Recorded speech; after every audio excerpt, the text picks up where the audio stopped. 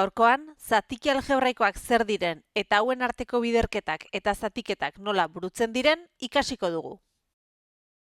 Hasi aurretik, gogora ekarriko ditugu aurreko bideoan aipatutako zenbait kontzeptu. Eta gogoratu, zatiki algebraikoak bat bideoa ikustea eta barneratzea garrantzitsua dela bideoa ulertu ahal izateko.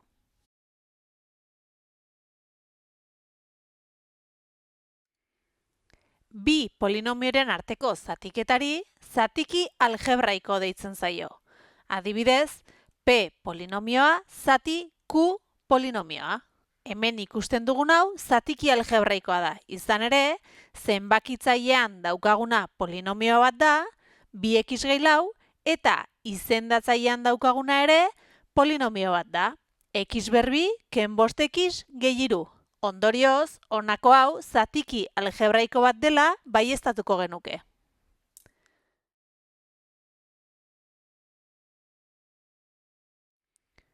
Zatiki algebraikoen arteko biderketak egiteko honako pauso hauek jarraitu beharko ditugu beti. Hasteko, izendatzaileak eta zenbakitzaileak faktorizatu beharko ditugu. Jarraian, izendatzaileen arteko biderketa eta zenbakitzaileen arteko biderketa adieraziko dugu, baina ez ditugu eragingo. Eta azkenik, aldeen kasutan, simplifikatu egingo dugu. Pauso hauek nola aplikatzen diren ikusteko, adibide hauxe garatuko dugu jarraian. 5x ken 10 zati x gehi hiru zatiki algebraikoa bider, x berbi gehi x ken 6 zati x berbi ken lau zatiki algebraikoa egiteko, lehenik esan dugun moduan izendatzaileak eta zenbakitzaileak faktorizatu beharko ditugu.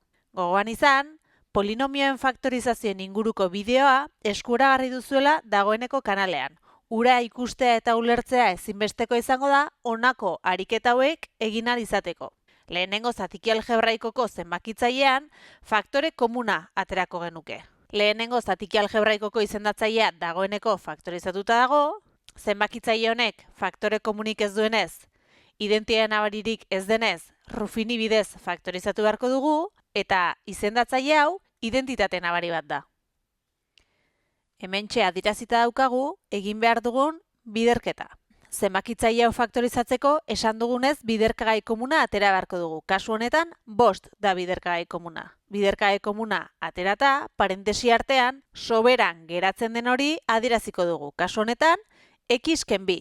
Izendatzailea faktorizatuta dagoenez ez dugu aldatu, hurrengo zenbakitzailea faktorizatzeko esan dugunez Ruffini metodo erabiliko dugu. Hemen, Ruffiniren erregela hau oso laburtuta adierazita badago ere, aurrez aipatutako bideoan modu garatu batean ikusi ahalko duzue Ruffiniren erregela nola aplikatuko litzateken. Kasu honetan, polinomioa zerora eramaten duen erroa bi da. Horregatik, horrela, Ruffiniren erregela bidez, badakigu polinomio hau faktorizatuta x ken 2 bider x gehi hiru izango dela. Azkenik, izendatzailean daukagun polinomio hau identitate nabari bat dela esan dugu. Hau, hirugarren identitate nabaria denez, modu honetan adieraziko genuke.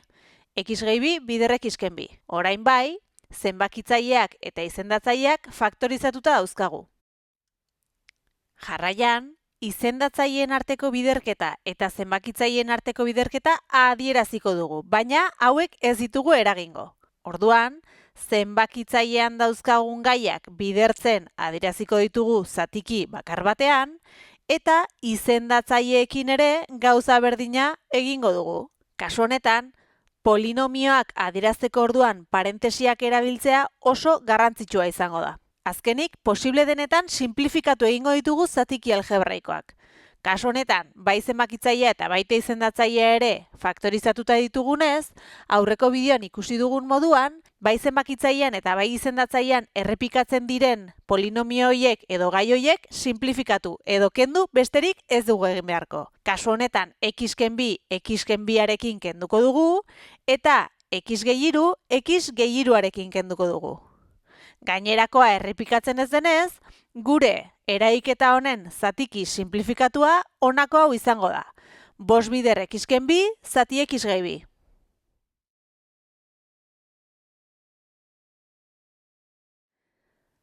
Zatiki algebraikoen arteko zatiketak egiterako orduan ere honako 3 pauso hauek jarraituko ditugu.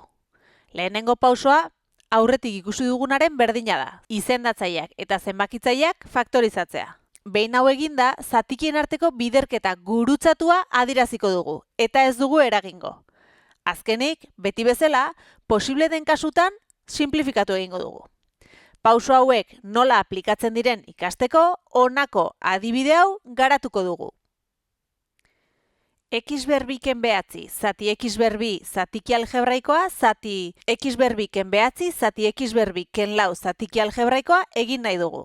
Lehenik, izendatzaileak eta zenbakitzaileak faktorizatuko ditugu.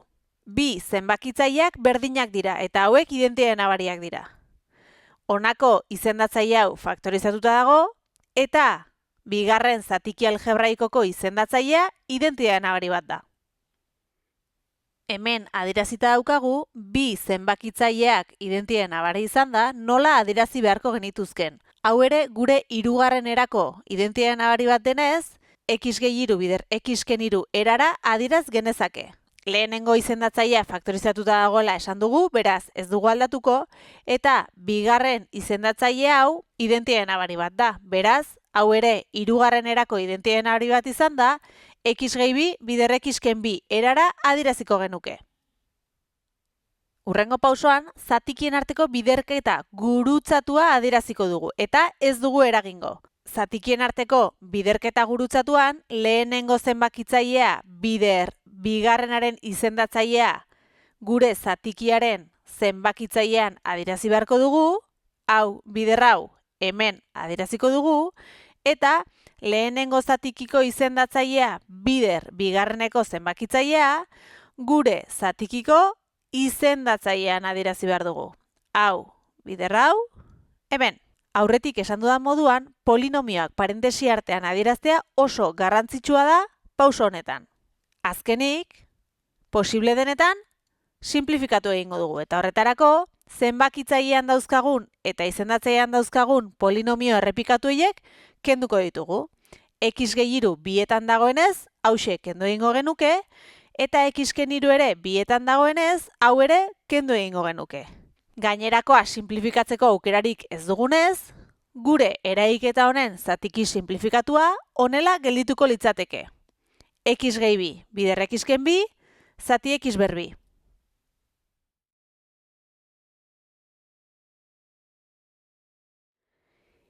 Ikasi berri dugun hau praktikan jartzeko, honako adibide hau garatuko dugu. 2 bider x berbi gehi lau x ken 6, zati x berbi ken lau, zatiki algebraikoa bider x gehi 5 zati 2x berbi gehi 6x zatiki algebraikoa egin nahi dugu. Ikasi dugun moduan, lehenik izendatzaileak eta zenbakitzaileak faktorizatuko ditugu. Lehenengo zenbakitzaile honetan, lehenik biderkagai komuna aterako dugu eta ondoren oraindik ere faktorizatzeko gai izango garenez, Ruffiniren erregela aplikatuko dugu.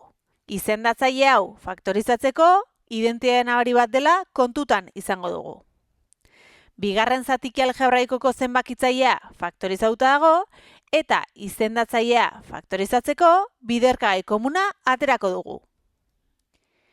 Egin nahi dugun zatiki algebraikoen arteko biderketa honetan, lehenik zenbakitzaile hau faktorizatzeko biderkagai komuna aterako dugu, kasu honetan 2 biderkagai komuna aterako dugu, eta parentesi artean gainerakoa adieraziko genuke. X berbi gehi 2x ken 3. Parentesi barruan daukagun polinomia oraindik ere faktorizatu daitekeenez, hau identitate nabari bat ez denez, Ruffiniren erregela bidez faktorizatu da hemen. Modu oso laburtuan adierazi bada ere, gogoratu, deskribapenean ere atxikita daukazuen bideoan, modu garatu batean Ruffini bidez nola faktorizatzen den ikusteko aukera daukazuela. Parentesi barruko polinomio hau, modu honetan adieraziko genuke. X ken 1 bider x gehi 3. Zatiki algebraiko honetako izendatzaile hirugarrenerako identitate nabari bat izan da, x gehi 2 bider x ken 2 eran adieraziko genuke.